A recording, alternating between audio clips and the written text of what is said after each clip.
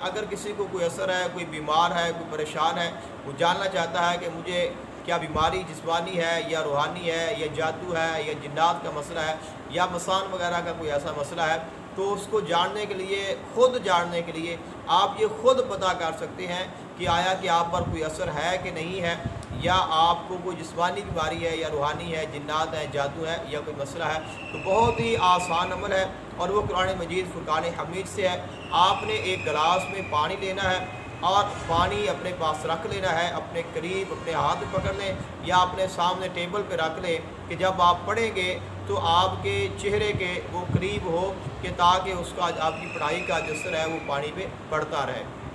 تو آپ نے سب سے پہلے 11 مرتبہ درود پاک پڑھنا ہے اور درود ابراہیم پڑھیں تو سب سے بہتر ہے۔ اس کے بعد آپ نے 21 مرتبہ سورہ فاتحہ یعنی الحمد شریف الحمدللہ رب العالمین یہ مکمل صورت آپ نے 21 مرتبہ پڑھنی ہے۔ اس کے بعد آپ نے آیت الکرسی اللہ لا الہ الا هو الحی القیوم 11 مرتبہ پڑھنی ہے۔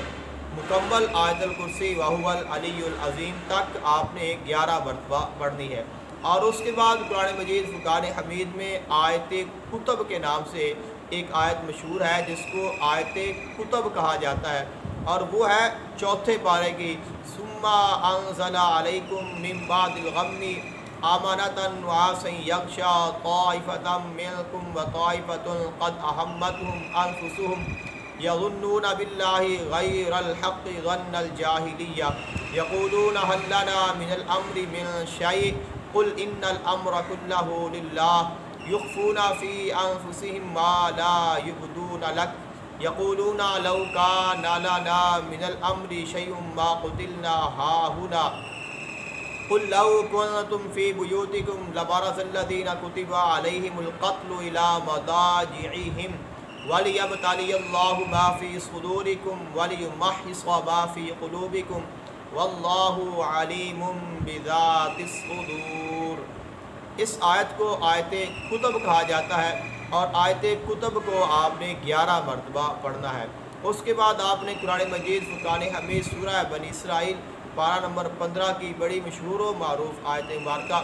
وَقُلْ جَاءَ الْحَقُّ وَزَهَقَ الْبَاطِلُ ان الباطل کان زہوقا، اس کو آپ نے 21 مرتبہ پڑھنا ہے اور اس کے بعد آپ نے 11 مرتبہ درود پاک پڑھنا ہے، اور یہ پڑھنے کے بعد آپ نے پانی پر دم کر دینا ہے، اور وہ پانی آپ نے جس کا پتہ کرنا ہے، جس کو کوئی مسئلہ ہے، جو مریض ہے اس کو آپ نے پلا دینا ہے۔ اگر آپ خود ہیں تو آپ خود پی سکتے ہیں، اور جب آپ پانی پئیں گے تو پانی آپ نے سادہ پانی جو آپ گھر میں استعمال کرتے ہیں وہ آپ نے لینا ہے، اور پانی پینے سے پہلے، دم کرنے سے پہلے،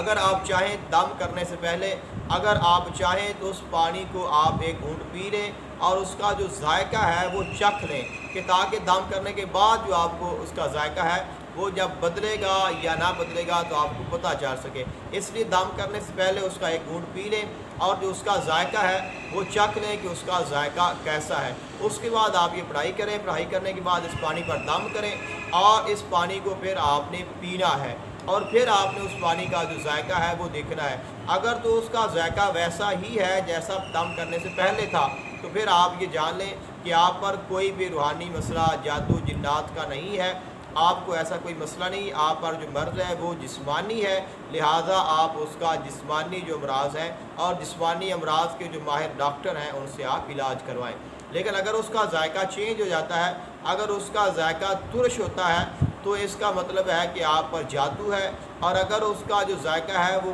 کڑوا ہو جاتا ہے، کڑواہٹ آپ کو محسوس ہوتی ہے، تو اس کا مطلب ہے کہ آپ پر جنات کا مسئلہ ہے۔ لیکن اگر آپ کو اس پانی سے بدبو آتی ہے، بدبودار اس کا ذائقہ بن جاتا ہے، تو اس کا مطلب یہ ہے کہ آپ کو مسان کا مسئلہ ہے۔ لیکن اگر اس پانی کا ذائقہ تبدیل نہیں ہوتا تو آپ پر کوئی روحانی مسئلہ نہیں ہے، آپ کی جسمانی مرض ہے جس کا آپ جسمانی علاج کروائیں۔ لیکن اگر اس کا ذائقہ بدل جاتا ہے اور آپ کو پتہ چل جاتا ہے کہ آپ پر کوئی روحانی مرض ہے، جادو ہے، جنات ہیں یا نسان ہے، تو پھر آپ اس کا لازمی اور فوراً علاج کروائیں تاکہ آپ جلد از جلد صحت یاب ہو سکیں۔